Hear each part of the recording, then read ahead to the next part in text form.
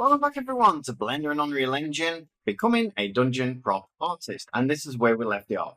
Alright, so now what I want to do is I actually want to come in and split these off from each other and basically make them into planks. So how am I going to do that? Well, I'm going to come in and talk and do exactly what we just talked about. I'm going to come to each plank, pressing L on each of those, and then what I'm going to do is I'm going to press the Y button. And what the Y button does is it separates everything that's actually highlighted. So you can see I press Y now, and you can see that nothing's really happened. But if I press the G button, which is the free movement button, you can see now they're all actually separated.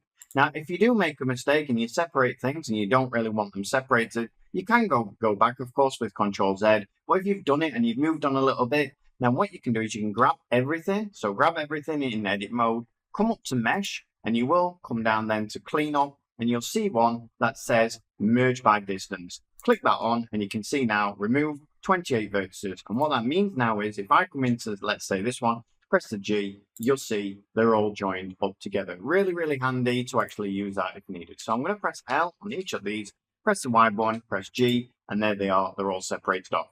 Next, what I want to do is I want to make them look like actual planks of wood. So what I'm going to do is I'm going to grab everything with the A button. I'm going to come up to where these two interlocking links are. And what I want to do is I want to put them on individual origins. And I will show you the difference. So medium point, if I grab them and press S and Y, because I want to squish them in this way, you can see that we just bring them all in together. That's not what I actually want. What I want to do is bring them in individually. So if I put that on, press the S and Y, you can see now I can bring them in. And hey presto, we've got some planks of wood. Now the next thing I want to do is these planks are actually too straight and I don't really want that. That is why I brought in some edge loops, because if we didn't bring in these edge loops in each of these, we wouldn't be able to move these because it would just be one edge going across, which would basically leave you with just one polygon or one face on here. There's no room for movement. So what do I mean by that? If I come into my vert select, grab one of these verts, press the G button, you can see now I've got some movement there. If I didn't have any of these in there, I wouldn't be able to move this because there would simply be no vertex there. Now, let's come into Edge Select. And what I want to do now is I want to kind of mess these up a little bit. I want to make them a little bit random. So if I come up now to something called Proportional Editing, which is this button here, and basically what I want to do is I want to click this down arrow and I want to put it on random. And then what I'm going to do is I'm just going to highlight one. Doesn't matter which one you highlight, like so. Press Shift Space, and the reason I have to press Shift Space is because I need my movement tool in. When you go into edit mode, you'll see that we don't have this actual gizmo, so we have to just bring it in again. And now what you can do is you can pull this out and you'll see that you end up with this circle on here. And you see, because it's randomized, how all of these are moving actually really randomly, like so. Now, the other thing is, if you can't see a circle, you can scroll the mouse wheel in or pull it out. And what that'll do is it'll actually give you a lot more power depending on how big the actual circle is. So I'm going to bring it in fairly out. I'm also just going to press Control Z because this one wants to be really, really fine. So it wants to be a very, very little movement of doing this. Something like that, a little bit more. And then just work your way along, just moving them out just a little bit. Like so. Press the tab button, check out your work, and there we go. You can see how nice that actually looks. Now, let's press tab again, turn off our proportional editing.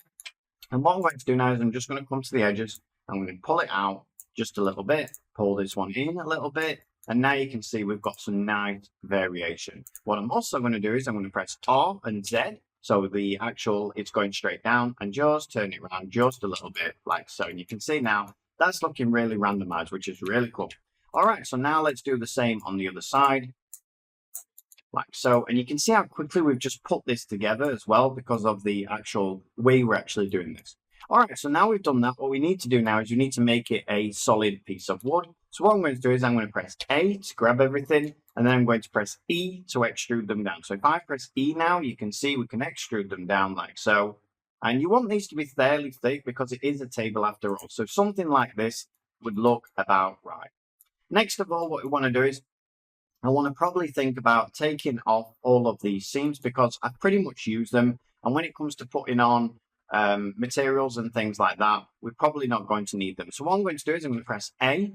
Now, because we're in Edge Select, we can come down, right click, and we can clear our seams. Now, if you're in Face Select and you grab everything, so press A to grab everything, you'll find that when you come down and right click, you won't actually have the option to clear seams. If that happens to you, just press Ctrl E instead, and then you can come down and you can clear your seams that way. All right, so now let's move on and actually create the sides of the actual legs. Now you will see at the moment, if I bring in a cube, my cube will come wherever this cursor is. So if I press Tab, press Shift A, bring in a cube, you'll see my cube comes over here. That's not what I want. If I put my cursor over here with Shift right click, you'll press Shift A, bring in a cube, and it comes right in there. Again, not what I want, but what you can do is you can come to the actual top of your table, and you can see we've got an orientation right in the center for us anyway. Now I can press Shift S, cursor to selected, and that then will put the cursor wherever that orientation, that little yellow dot actually is. So now when I bring in a cube, you can see that it comes in perfectly near enough in the place where I actually want it. All right, so now let's create this table. So what I'm going to do is I'm going to make this smaller. I'm going to have a solid piece of wood coming down to near enough the floor. So if I bring this down to something like that, pull it out a little bit. So S and Y, so let's pull it out. And then let's make it a little bit thinner because at the moment it's way too thick. So S and X, bring it in. Something like that, pull it out so we've got still edges on our actual table, maybe a little bit in, something like that, I think. And then what we're going to do is we're going to press 3 on the number pad, and you can see at the moment that I need to bring this near enough down to the floor. So what I'm going to do is I'm just going to bring it down to here, and then I can put actually a bottom, so a bottom going across, holding the rest of the table. Now what I'm going to do is I'm going to tilt my mouse over, press the tab button, make sure I'm on actual face select, grab this top face, press 3 again, and then I'm just going to pull it up to just underneath this part of the table, like so. All right, so now I can grab the bottom of it, press 3 again, and then I'm going to press S and Y and just bring it in a little bit and give us some actual shape to our actual table. Okay, so that's looking pretty nice. Now what I want to do is I want to give us a kind of bottom and a top as well. So let's do that now. Now, again, we've got our cursor right over here in the center of the table. I don't really want it there because what I want to do is I want to actually bring things in so they're based around this new thing that I'm building. So if I press Shift S with the bottom of it selected, so Shift S, cursor selected, and now what I can do is I can press Shift A and bring in a new cube. Now you will notice that big menu disappeared, and the reason that disappeared is because I'm in edit mode at this point. So we can work in both edit mode and object mode. The only difference is if you're working in object mode, you'll bring in basically a new object. So I'll show you the difference. So if I press Shift A, bring in a cube, like so, press G just to move it over, you can see now we've actually got 2 objects. Now what you'll have to do in the end, you'll have to join all of these objects together. We're going to be joining a lot of objects together anyway, but sometimes it's just easier to work in edit mode. So to join them together, you just grab them both, press Ctrl J, and then you'll see now they're both joined together. And when I move these, you can see they come together. Just going to press Ctrl Z just to go back because I don't actually want that. Going to delete this cube out of the way. And now I'm going to do is I'm going to come in edit mode. I'm going to press Tab, Shift A, bring in a cube. And now you'll see that we can actually build with this cube while we've got this other part in as well. So I'm going to shrink it down with S, and then I'm going to press S and X, bring it in like so. And then I'm going to bring it down just to the bottom of here, like so. Press 3 on the number pad.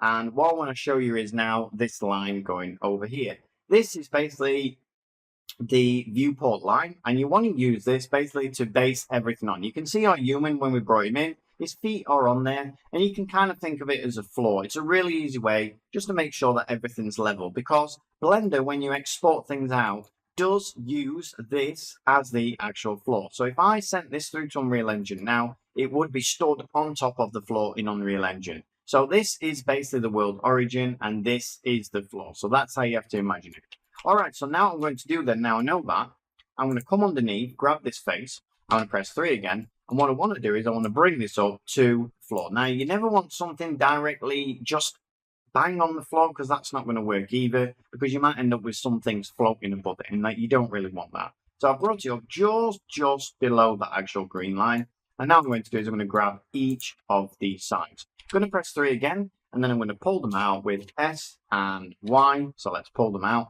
And you'll notice at the moment, they don't pull each other out. And the reason for that is because we used individual origins when we brought these out. we need to come in now and put this on medium point. So if it's ever not pulling out correctly, just change the actual transformation. So it's called transform pivot point to medium point or individual origins. Press 3, and now you'll notice when I press S and Y, I can actually pull them out like so.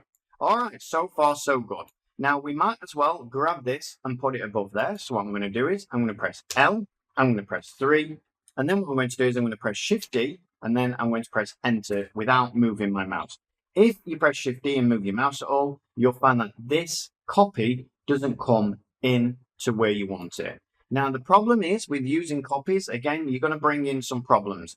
If sometimes you press Shift D twice and you're not aware of it, you might have problems with your UVs that you're not aware of. So again, if you're having problems, press the A button on all of the mesh, come up, clean up, merge by distance, 8 vertices removed. What that means is it actually got rid of the vertices which were overlapping here because I pressed Shift D. So you can see this is single again. Now if I press 3, press Shift D, I'm going to bring it up just under here. And then what I want to do now is shrink that down. So S and Y, bring it down like so. And there you go. You can see we've got a really, really nice start to our table. One thing is I just want to bring this up because it's a little bit too thick. So something like that looks really, really nice. Press Tab, double tap the A. Now, finally, before we go, whenever we're building along at the end of each lesson, always come up and save out your work. So I'm going to go to File, Save As, and I'm going to put it in the actual references. The course download pack. I'm going to make a new one. So if you come up here and you can click the plus, and we'll just call this Blender Build. Like so, and then I'm going to double click it, go in, and what I'm going to call this is Dungeon Props. Like so, I'm going to click Save As, and there we go, it's saved down. Now, next time when you want to save it, you're just going to go to File and Save. All right, everyone, so I hope you enjoyed that, and I'll see you on the next one. Thanks a lot. Bye-bye.